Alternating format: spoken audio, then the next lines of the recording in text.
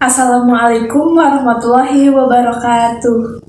Perkenalkan, nama saya Sofia Rafasadia dengan NIM 2207539 dari kelas 1A Pendidikan IPS Universitas Pendidikan Indonesia.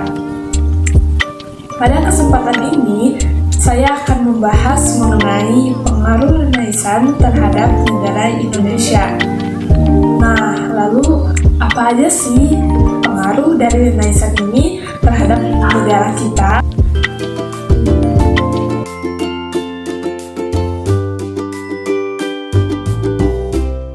Baik, sebelumnya saya akan menjelaskan terlebih dahulu apa itu Renaissance.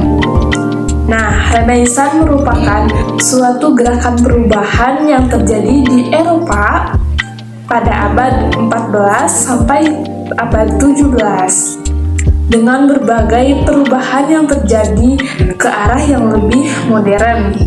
Renaissance juga biasa disebut dengan masa pencerahan atau masa di mana bangsa-bangsa Eropa terlahir kembali dengan pemikirannya yang lebih berkembang.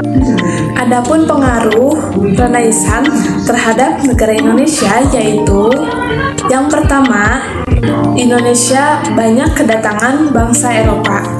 Nah, dapat kita ketahui bahwa di masa Renaissance ini ilmu dan pengetahuan berkembang dengan pesat. Salah satunya juga lahir sebuah teori yang bernama teori heliocentris yang dikemukakan oleh Nicholas Copernicus. Dalam teori yang tersebut, ia menyatakan bahwa bumi berputar mengelilingi matahari. Begitu juga dengan planet-planet lainnya. Lahirnya teori ini mendoronglah para bangsa-bangsa Eropa untuk melakukan penjelajahan samudera. Dengan didukung oleh kapal besar yang tahan akan terjangan ombak dan dilengkapi dengan kompas yang mereka miliki, akhirnya para pelaut dari Portugis dan Spanyol melakukan penjelajahan samudera dari rute yang berlawanan yang kemudian bertemu di daerah di Maluku, Indonesia. Dengan adanya penjelajahan samudera tersebut, banyak bangsa Eropa yang datang ke Indonesia. Nah, yang kedua, pengaruh dari Renaissance terhadap Indonesia yaitu adanya kolonialisme. Secara tidak langsung, Renaissance juga menghubungkan dunia bagian barat dengan dunia bagian timur. Nah, dengan adanya penjelajahan samudera tersebut mengantarkan bangsa-bangsa barat untuk ke Indonesia yang kemudian mereka melakukan praktik kolonialisme, juga didukung oleh paham-paham yang lahir pada saat itu, yaitu paham humanisme, di mana paham ini mengubah pemikiran manusia menjadi lebih materialisme dengan memikirkan bahwa kekuasaan atas harta dan kekayaan itu sangat penting untuk mereka miliki. Kemudian yang selanjutnya pengaruh dari Renaissance ini terhadap Indonesia yaitu banyaknya bangunan yang berarsitektur kolonial di Indonesia.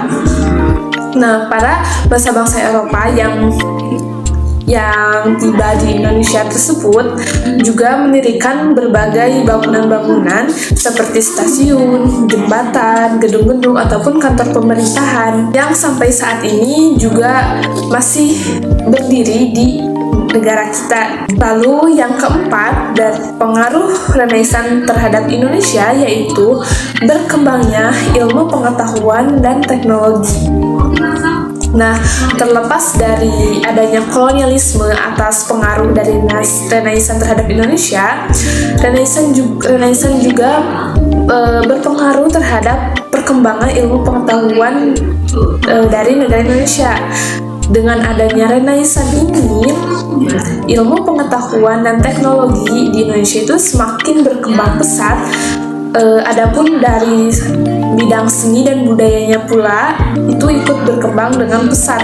yang menjadikan masyarakat Indonesia memiliki pengetahuan yang lebih luas, juga bisa berpikir lebih kreatif tentunya. Yang kelima, dari pengaruh Renaissance terhadap Indonesia yaitu kebebasan berpikir dan berpendapat yang lebih terbuka.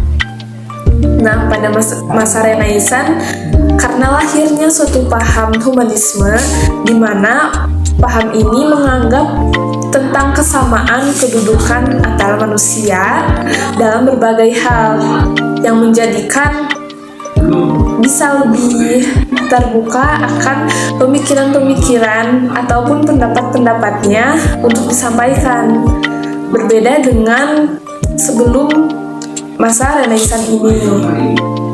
Nah, mungkin sekian yang bisa saya sampaikan tentang pengaruh Renaissance bagi Indonesia pada kesempatan ini. Semoga apa yang saya sampaikan bisa bermanfaat bagi yang menonton video ini. Mohon maaf apabila ada kesalahan ataupun kekurangan. Terima kasih. Wassalamualaikum warahmatullahi wabarakatuh.